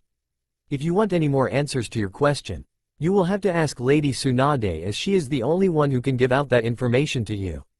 If she so chooses to. But right now I have other patients to attend to with more serious injuries than you had. So you're free to get yourself dressed and wait here in your room until Lady Tsunade shows up to see you. As she has a couple of questions for you might have answers to, said the woman, looking at Wes. With that, the woman left the room, leaving Wes all alone. Once she was gone, Wes quickly got out of his hospital bed and started to put on his Silver Guardian's uniform and boots, as he wanted to get of the hospital gown, as he hated the thing more than anything in the world. Once Wes was completely dressed, he made his way over to the window of his room to go look out to see what the village he was look like, just in case he needed to plan out an escape route in case the people decided to make him a prisoner. With that, Wes stuck his head out of the window and was surprised by what he saw in front of him. Instead of seeing a couple of ordinary houses and buildings that he knew were part of a village, he instead saw lots of strange Japanese-looking buildings that were a mix of traditional and modern building right next to each other in what Wes could only describe as a city more than a little village, with people coming in and out of them dressed in some traditional Japanese clothing and somewhat modern-looking cloths. But the main difference being that the people walking in the streets look American and speak perfect English, with confused Wes. But the strangest thing that seemed to stand out the most to Wes was a big cliff that at far end of the village would appeared to have the faces of 4 people carved right into it like Mount Rushmore. Wes quickly popped his head back into the room as he tried to figure out where in the world he was. Alright, what the hell am I? I know for the fact that there is nowhere in the world where there is village that is as huge as an entire city filled with Japanese building and where people dress in Japanese cloths but look American and speak perfect English. It's like I step right into one of those Japanese anime shows that I used to watch on TV all the time. I know I am not dreaming, as the pain I felt before I came here was real. I know I should try to figure out what is going on right now. But I should wait for this Lady Tsunade person to show up, as I have a couple of questions to ask her that I would answer. I just wish Eric was here at least, as he would make sure his morpher wasn't taken, as he wouldn't give anyone a chance to lay a hand on him. Said Wes, angry. Well, I wouldn't say something like that, Mr. Collins, if I were you. Said a female voice. Wes quickly looked in the directions of the female voice and saw Sakura standing in front of him with 2 older women. Wes saw that one of the women had short black hair and eyes and dress in what he could only make out as a black kimono, while the woman standing next to her that looked a little like Sakura, who had long blonde hair tied in 2 ponytails that came to her mid-back with brown eyes, and was dressed in a gray top that seemed to show off a good amount of cleavage with a long green jacket over the top and blue pants. Wes saw that the blonde hair woman seemed to be staring at him like he had done something wrong, which made Wes a little angry. Well, look at what the cat dragged in. If it isn't the girl I saved from those so-called missing ninja, and it seems you brought some company with you. What do you want, as I am in no mood right now to talk to anyone. Especially to people who take stuff off of someone who was nice enough to help out a person in need. Or is that how you people treat everyone who shows up out of nowhere looking for help? Said Wes, glaring at Sakura, angry. No, not really, Mr. Collins. We only do that to people we have no idea about, as we don't want to take a chance of you being a spy for one of our enemies. So we took your stuff to try and figure out who you really are and what your intentions are. So you see, young man, we can't afford any MSI takes when it comes to strangers showing up out of nowhere. Especially someone like you who dresses in such strange clothing. So I would watch my attitude if I were you, Mr. Collins, as you don't have any idea who you are talking to," said Tsunade, looking at Wes annoyed. "And who would I be talking to exactly, miss?" said Wes, looking at Tsunade. "The name's Tsunade, Mr. Collins. Lady Tsunade, 5th Hokage of the Hidden Leaf Village, and the one person you answer to if you know what's good for you.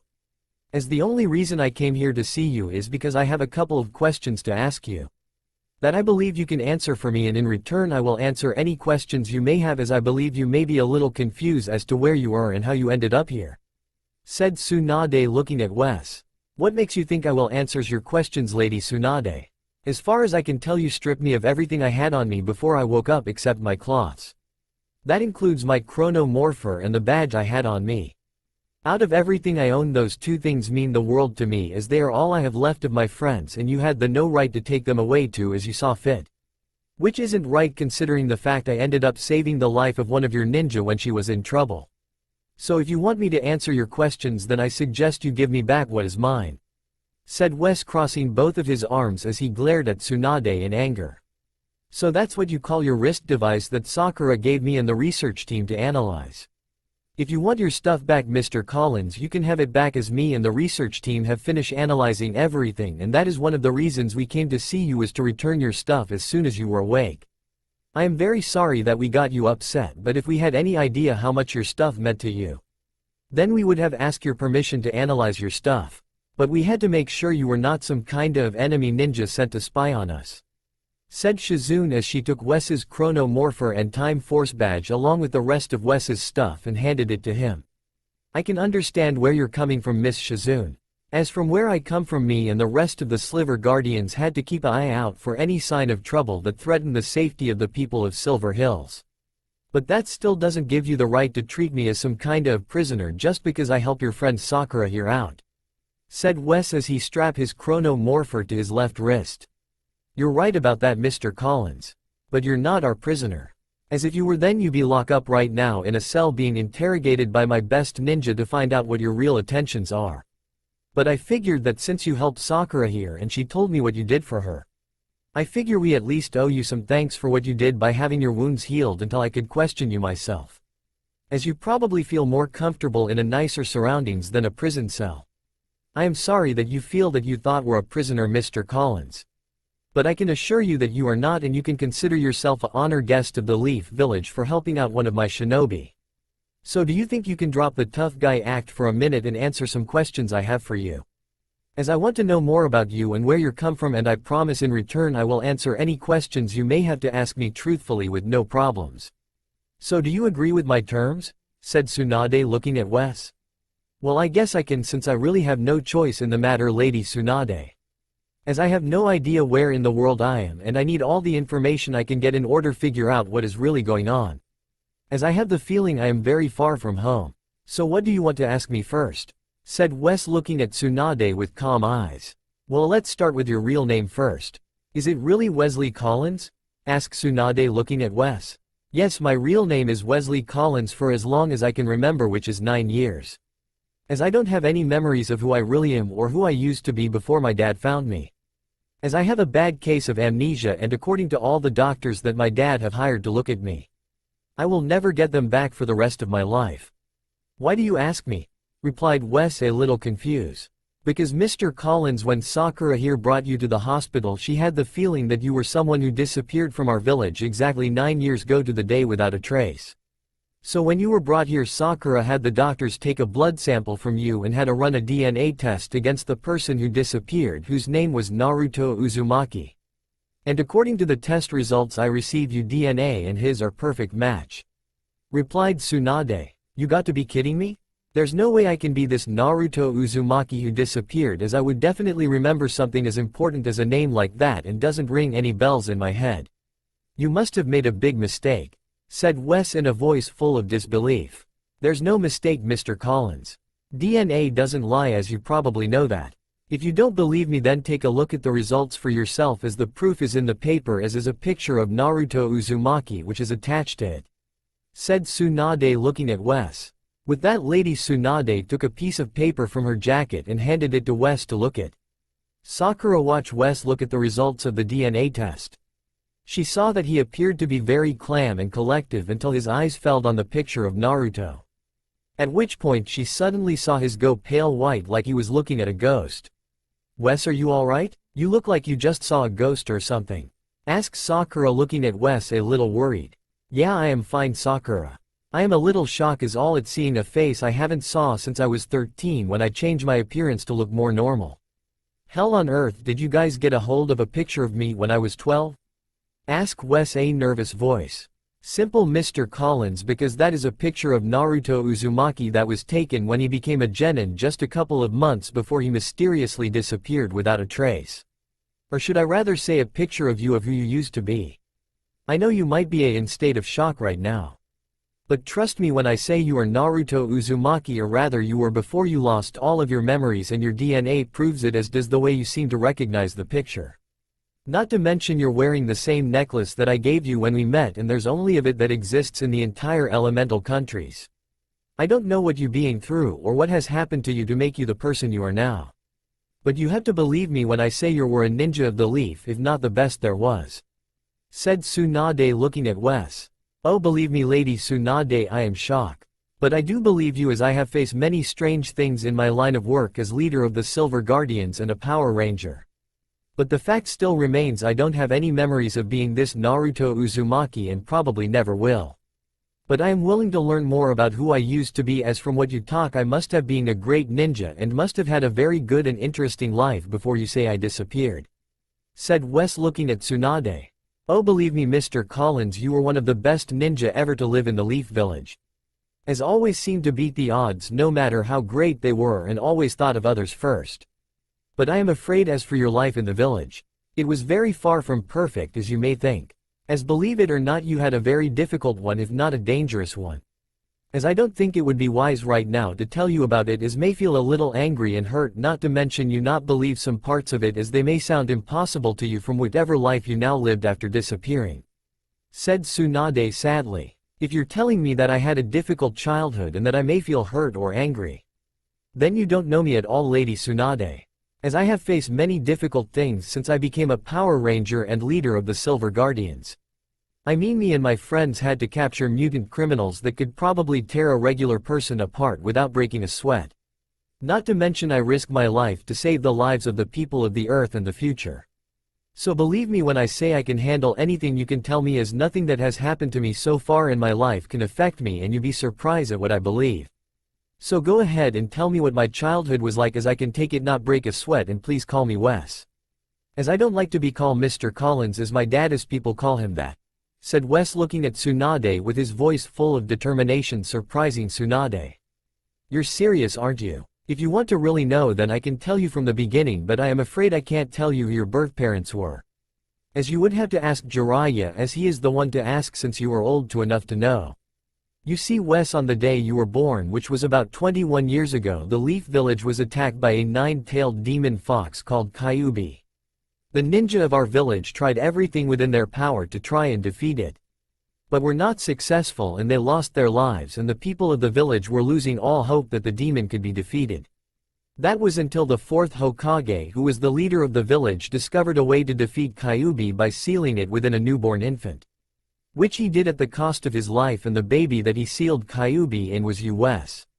The 4th Hokage's last request before he died was for you to be seen as the hero of the village for holding back in the Kyuubi that was sealed within.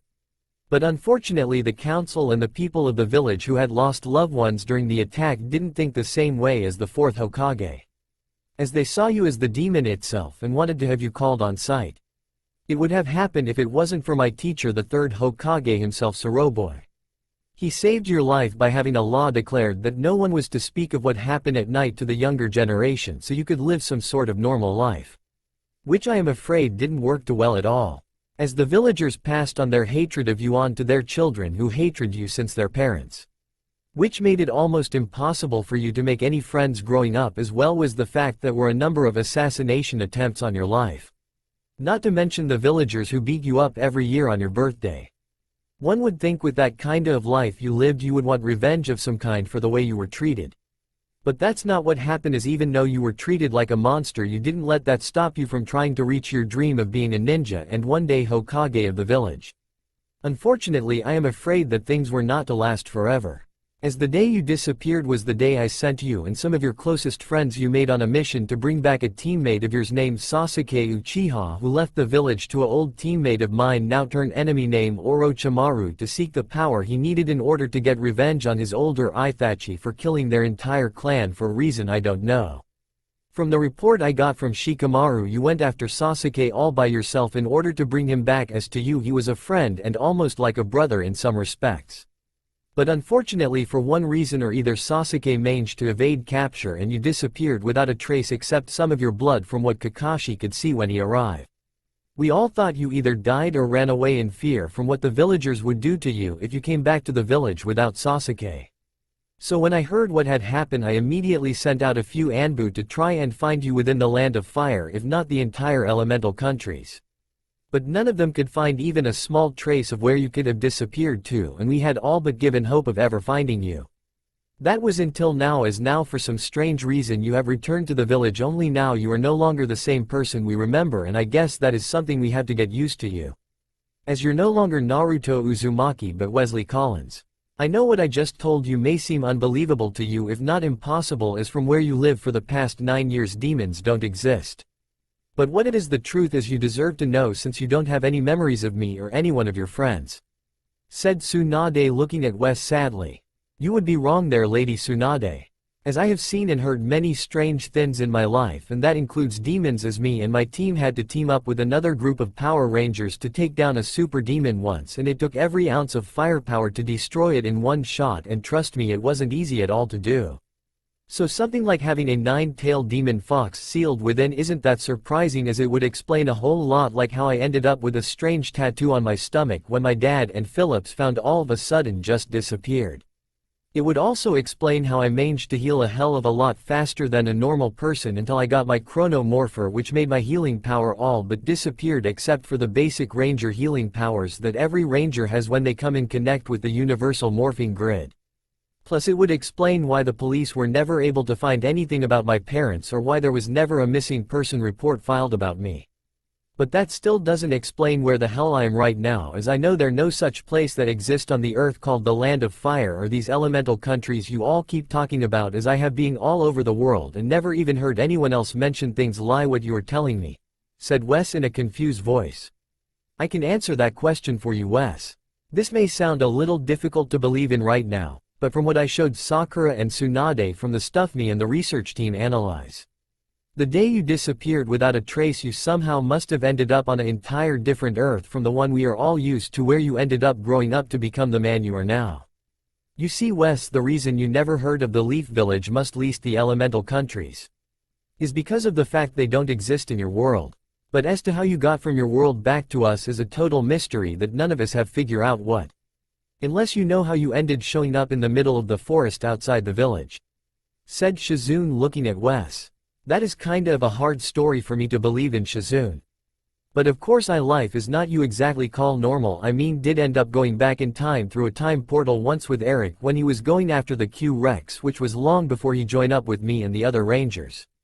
But it would explain a lot of why I never heard of the Leaf Village and these elemental countries, as well as the fact the way your village looks like some kinda of Japanese city, only with the people looking American and speaking perfect English instead of being Japanese and speaking it too. I should have known that black portal that mutant criminal created with his blaster and sent me through wasn't in any ways normal. Instead of it sending me to another part of the earth, it instead sent me to your world. That's just great. I am stuck here for God knows how long while I left Eric fighting that mutant all by himself without anyone to help him. Said Wes, clutching both of his fists in anger as he thought about Eric. I hate to sound rude, Wes, but can you tell us what exactly is a mutant? As you keep saying it like it's a bad thing or something and could help calm you down a little bit. Asks Sakura, looking at Wes confused. I guess I do you some explanations now, don't I, as you don't have any idea what I am talking about. I guess I can start with what a mutant is. The simplest way I think I can tell you what a mutant is that it little like a demon, only instead of being a supernatural creature like the demons you are probably familiar with, It's a creature that was created by mankind as a result of genetic engineering that went wrong in the worst way possible. You see, the place where mutants come from, they are mostly criminals that are a danger to the people of Earth.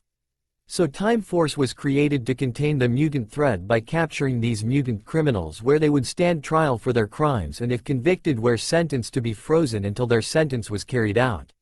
The weapons you saw me use on those missing ninja Sakura were designed for one thing only, and that was to defeat mutant criminals and freeze them until they could be sent back to Time Force for containment. They are not to kill anyone unless they were set at full power, which they are never at. Replied Wes. What is Time Force, Wes? As that was written on the burnt badge I examine, as well as your chronomorpher. Which also brings up another question I have to ask you. When I examined your chronomorpher, I discovered that the technology in it was way more advanced than your blaster that me and the research team examined. By at least a 1.000 years. How is it that you came across such a piece of advanced technology when by all rights it should be impossible for you to have it in the first place? Asked Shizune, curious. I will answer both of your questions, Shizune. If all three of you answer my question first. Do any of you believe in the possibility of time travel? Replied Wes, looking at Tsunade, Sakura, and Shizune. Time travel. What does that have to do what we want to know?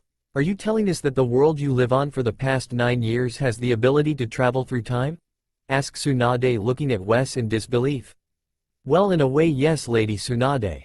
But not in my time, as time travel is far from possible. But 1,000 years in the future time travel is possible. You see, Time Force was created close to the year 3.000, give or take a couple of years. The main goal of Time Force was to capture and contain any mutant criminals that threatened the Earth in the future. But the other goal of Time Force was to maintain the order of the time stream, to make sure there wasn't any changes made in the past that would affect the future that would change it from what it was meant to be. For that reason, Time Force created time travel as a way for them to send some of their officers back through time in order to prevent certain things from happening that could change the course of time for the worse. Unfortunately for Time Force, a mutant criminal by the name of Rancic managed to steal a time device along with a prison full of frozen mutant criminals and travel back in time to the year 2001 with the hopes by conquering the past he would change the future to one where mutants would rule over all humans.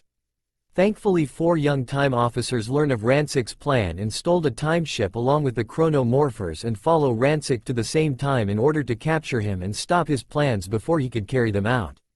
As for how I got a hold of my chronomorpher, I guess you could say it was by sheer dumb luck, as even though the Time Force officers had chronomorphers of their own, they were unable to use them, as the red chronomorpher had to be activated in order to awaken the theirs and needed a person with the same DNA as that was encoded on it in order to activate the other 4.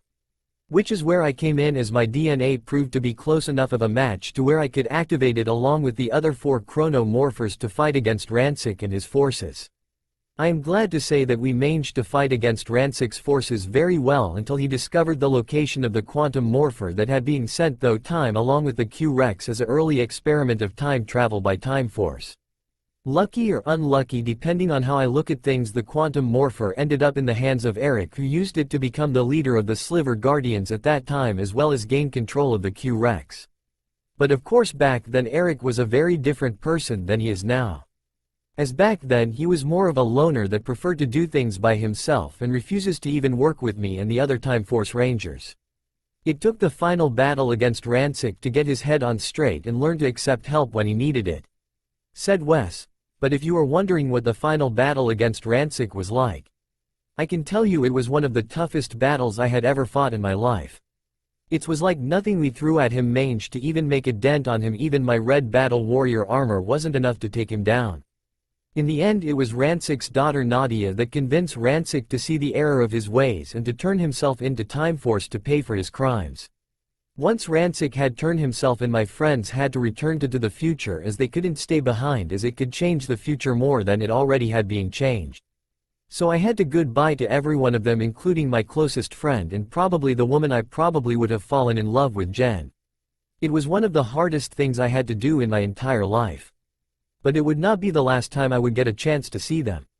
As exactly 1 year later, me and Eric were reunited with them in order to help the current team of Rangers in Turtle Cove take on creatures called Mutorgs, which were even more difficult to defeat than even Rancic was. But in the end we managed to destroy them by using everything we had, and after that I had to say goodbye to my friends one more time and try to move on with my life, and all I have left to remember my friends is Jen's Time Force badge to remember her and the others by, and it is most important item that I own in the entire world and would go through hell and back to make sure I never lose it. I know what just told you may sound unbelievable, but it's the truth and not some made up fairy tale. Said Wes looking at Tsunade. We believe you, Wes, as I saw what you were capable of doing by our fight against the Snow Ninja. But the question still remains is why is it that the seal containing Kyuubi was altered to where you have no contact whatsoever with it, including its charka that you used to heal your injuries? Said Sakura. I don't know the answer to that question myself. But if I had to guess, I say it must be because of my connection to the morphing grid. Because as soon as I got my Chrono Morpher I lost my healing ability completely. That would be the reason I could see for it. And before any of you ask me what the universal morphing grid is, it is the power source that gives every Power Ranger that ever lived their morphing powers. From what I know of it, it's been around for at least 10,000 years from what the first two Rangers that serve under Zordon told me of it. Replied Wes. Well, if what you are saying it's true, then it would explain why the seal was altered and why Shizune could find out who or what did it. But I am afraid right now that's not the least of our worries. As right now from what we can tell you are permanently stuck here with us and there's no way that we can send you back. As we don't know any jutsu or have any technology that can send you back home. So for right now you are stuck back here in the village with us for probably the rest of your life, Wes. Said Tsunade. That's just great, you're telling me that there's no way for you guys to send me back to where I belong. I know from you just told me that I used to live in your village and was one of your ninja. But that doesn't matter to me as I have no memory of you three and what my life was like before I was adopted by my dad and became the person I am today. What am I supposed to do now as I don't even know the first thing there is about your world and what kind of danger there exists? Said Wes in a worried. I know you are upset, Wes. But the fact is you're stuck here with us for good. So you will have to deal with it. As for what to do with you, I already figured that part out for you. Since you're just told just what the three of us you did back in your world and the skills you process. I figured you have more than what it takes to become a Shinbo of the Hidden Leaf Village. Especially considering the fact you're not technically can be classified as a missing ninja since you don't have any memory of being Naruto Uzumaki. So you can start on a clean slate and live the life your father and mother wanted you to live and protect the village from any danger. It's not that different than what you did as leader of the Sliver Guardians that you told us about. The only difference is that not only will you be defending the village from any harm, but you be going on any missions that will be assigned to you and the team you be placed on. The only thing is that you will have to taught everything that you forgot before you lost your memory. Which includes learning how to mold chakra and being taught to use any jutsu. Which is the reason why Sakura here will be your teacher, especially considering the fact you two used to be teammates. Said Suande. What do you mean I have to be his teacher, Lady Tsunade? Why is it that I have to teach him everything like chakra and how to use jutsu? I mean there has to be someone more qualified to be Wes's teacher like Iruka or Kakashi Sensei, and what about the council finding out about the so-called demon brat as they put it being alive? Asks Sakura looking at Tsunade in disbelief. Because of the fact you used to be and still are his teammate Sakura, and the fact that out of everyone in the village you are the one with perfect chakra control. So it's got to be you, and as for the council finding out who Wes here is or more specifically used to be. They will not be told as what is being discussed will not leave this room as to give Wes a clean slate at being judged as to what he holds inside of him. The council will only be told that Wesley Collins is a complete stranger who showed up out of nowhere to save the life of a Leaf Shinbo and is from an unknown clan from a faraway land which he is the last member of.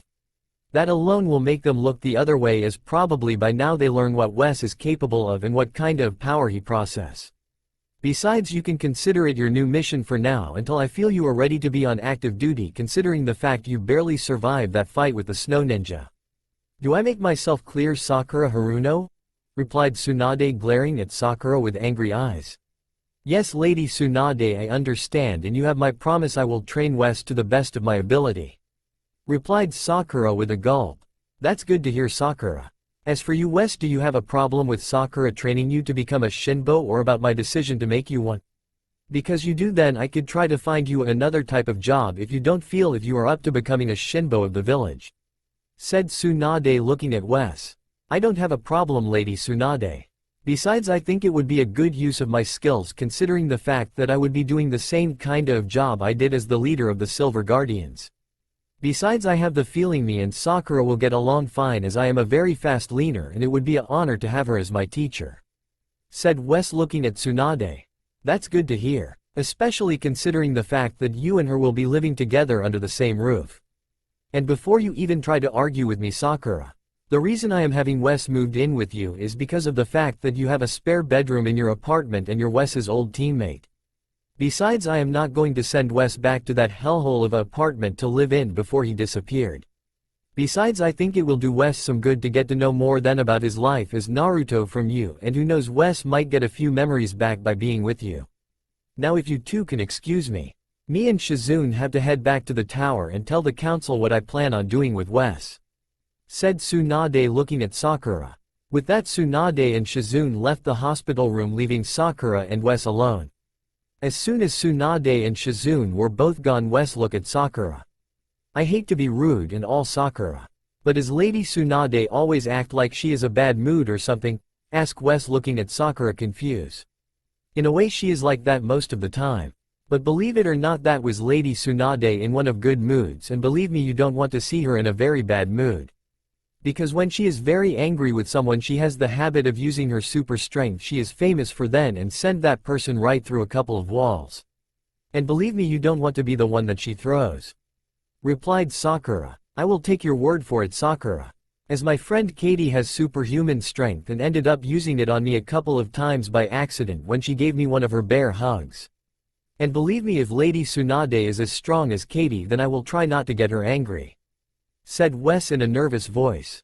"That's good to hear. But right now we better get going and go shopping for some new cloths for you, as I don't know about you, but you definitely needed to wear something other than the cloths that you have on now.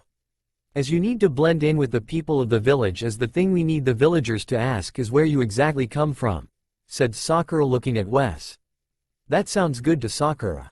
Besides, I definitely need a change of cloths since the only thing I have on me to wear is my Silver Guardian's uniform. I don't really what kinda of cloths I got, just so long as they have something in red for me to wear," said Wes looking at Sakura. "Good, then let's get the hell out of this place as we need the fresh air, and maybe you can tell me some more your friends, as the way you talk about them, they seem to be like family," said Sakura looking at Wes. "That they are, Sakura," replied Wes looking at Sakura. With that, Sakura and Wes walk out of the room together as Wes was thinking that his life had just gotten a whole lot more interesting. That's all for now. If you want to see next part, then please like this video and subscribe my channel. Thank you.